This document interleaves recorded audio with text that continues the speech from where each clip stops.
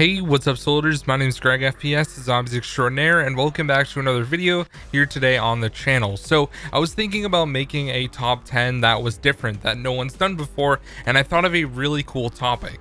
Over the course of the Black Ops series, we have seen a bunch of different guns that never were in zombies. There's multiple from each game, and what I decided to do for this video was actually take a look at the top 10 weapons that should have been incorporated into zombies. Now this is from Black Ops 1, Black Ops 2, and Black Ops 3. So far in Black Ops 4, they're doing a really good job of incorporating all of those weapons into zombies. So I figured that it would be a great idea to take a look at the past, I guess, and take a look at guns that we've seen in the Black Ops series. Now for all of these different gameplays of each, obviously they weren't in zombies, so I just did like private matches against recruit bots in the respective games on Nuketown. So anyways guys, without further ado, if you do enjoy, please drop a like and subscribe if you're new. And last but not least guys, I'm going to be streaming over on my Twitch during the day, and I'm going to be doing some buried speed runs literally like a couple hours after this. So if that's something you guys are interested in, it's twitch.tv/GregFPS. Without further ado, let's get right into it.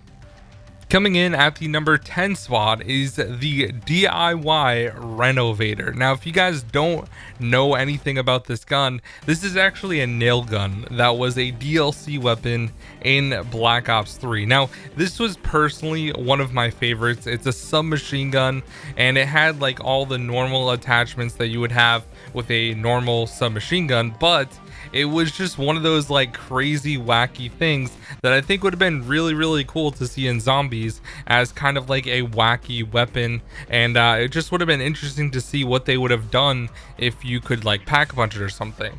Now I did want to mention another one, which is the D13 Sector. Unfortunately, I never ended up getting that one from a supply drop, but what it does is it actually shoots out discs and it would bounce around. So it'd be really cool on like the Giant, for example. If you're sitting on the catwalk and you shoot that thing and it just bounces back and forth like a disc, killing every zombie in its path, that would have been really cool to see as well. So that one comes in at the number 10 spot. Coming in at the number 9 spot is going to be the SWAT 556 from Black Ops 2. Now, if you guys have played Black Ops 2 Zombies, on all the maps with the transit crew, there is the M16. Now, the interesting thing is they decided not to use the SWAT 556, which is also a 3-round burst assault rifle. I don't really understand why Treyarch didn't use it. Maybe it had something to do with porting it into zombies that was really complicated and they just couldn't figure it out. But honestly, the SWAT 556 is basically a direct copy of the M16. It has the exact same damage, same amount of ammo. It's literally a direct copy as far as everything goes. So I don't really understand why Treyarch wouldn't include the SWAT, but it would have been a decent weapon in zombies, to be honest. Coming in at the number 8 spot is going to be the XR2. Now this is an assault rifle that we saw in Black Ops 3, and it's a 3-round burst assault rifle that auto bursts. So you can hold down the trigger and it'll keep shooting out 3 bullets at a time. Now, the interesting thing about this weapon is it was actually in the Horizon Drac trailer, but it was never actually brought into zombies at all. So I don't really know what Treyarch was doing with that one. I think it would have just worked as a normal 3-round burst assault rifle, but it seems like Treyarch doesn't really have, like, they have something against 3-round burst weapons maybe. I don't really know why. I think it would have been a great addition to zombies, and yeah, it just wasn't there. Coming in at the number 7 spot goes to the R70 Ajax.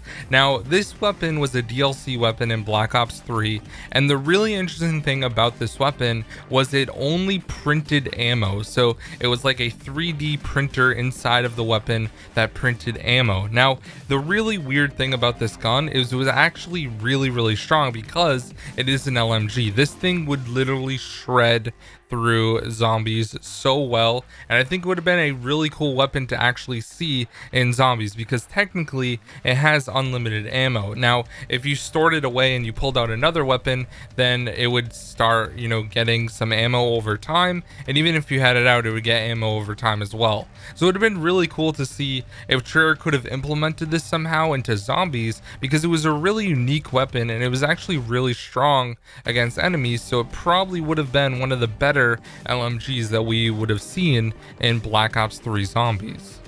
Coming in at the number 6 spot is going to be the first weapon from Black Ops 1, and that is the Enfield. Now, this was an assault rifle in Black Ops 1, and I think it worked out really well. This was a very strong assault rifle, and I remember this was the gun that everyone used when the game first came out. This was the first assault rifle that you unlocked, so a lot of new people were using this weapon, and I remember towards the end of the game, it ended up being one of the best assault rifles in the game overall. Now, it kind of is disappointing that they never included this weapon into Black Ops 1 Zombies, and I honestly don't really know why. It's just kind of a normal assault rifle. It has the same amount of ammo as any other gun, and it was just kind of a normal weapon. So this one is kind of one of those obscure ones that I really have no explanation why Treyarch wouldn't include this in Zombies. Let me know what you guys think down below. Coming in at the number 5 spot is going to be another weapon from Black Ops 1, and that is the M60. Now, this is a light machine gun, and it has a ridiculous amount of ammo. Now, there isn't really a good explanation for why this one also isn't included in Black Ops 1 Zombies. For all the ammo it had a slow fire rate. It would have been great for zombies. Now, one thing that does keep me in mind is the mounted machine guns that are already around the maps. In some of the maps on Black Ops 1, like on Kino, you have it on the stage. On Ascension, you have it on like the boxes in a couple different places. So that could be one of the reasons why Treyarch decided not to include the M60. They could have just used an M60 model for that and decided against it and used it as a trap, which I can completely understand. So that's probably the reason the M60 wasn't included as like a box weapon, but it was still one of the strongest weapons in the game, and it was always really fun to use in public matches. So this one I think could have been there, but it wasn't. Coming in at the number 4 spot is going to be a submachine gun from Black Ops 2, and this is going to be the MP7. Now, believe it or not, the MP7 wasn't included in any iteration of Zombies, which was kind of weird. Now, there were a few weapons that were unique to Origins, like for example the Scorpion Evo or the Scar L. Like, those were great weapons, and I kind of want to know why Treyarch wouldn't also slip in the MP7 into Origins. I think it would have worked really well, but unfortunately it wasn't there.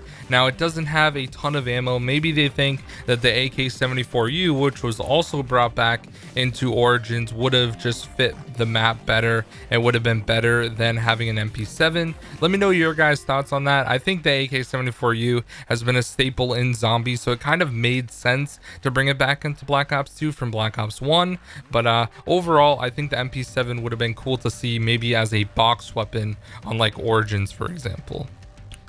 Coming in at the number 3 spot is going to be a DLC weapon, and the only DLC weapon, also the first DLC weapon we've ever gotten in Call of Duty, and that is the Peacekeeper from Black Ops 2. Now, this came out along with DLC 1, which was the DLC that Darius released on, and they never ended up incorporating the Peacekeeper into any of the maps. Now, it is kind of a myth or a legend, or maybe it's true, that the Peacekeeper just wasn't ready for launch, so they decided to add it in with DLC 1. That could definitely have been one of the things. Now, the Peacekeeper, the great thing about this was it was a submachine gun, unlike the assault rifle in Black Ops 3, and this thing was actually really strong. It had really good range, it was strong, and it was one of my personal favorite weapons to use back in Black Ops 2. I think this one would have fit really well into Zombies, and this would have been another great weapon that would have fit perfectly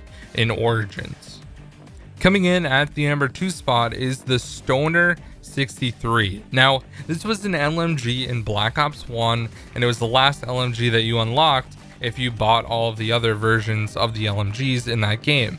Now the Stoner 63 was kind of an obscure light machine gun because it only had the same amount of ammo as an assault rifle, but it did shoot really fast. This thing had a crazy fast fire rate. It was by far the fastest out of any LMG, 750 rounds per minute, which is about the same as like a submachine gun. So this LMG was really good, but I feel like it would have ran out of ammo way too fast. And that's kind of how the FAMAS is in Black Ops 1. If you guys have used the FAMAS in any capacity, whether you pack a bunch of it or just use it, it runs out of ammo so fast. And I think the reason that Treyarch decided not to include this one is because it runs out of ammo, but since the FAMAS was in there, that kind of throws the theory out the window. And I think it would have been a fun weapon to use in zombies, and it would have been really strong against some enemies and stuff. So it would have been cool to see in Black Ops 1, but it wasn't there. What do you do in Treyarch? I would have loved to see that weapon.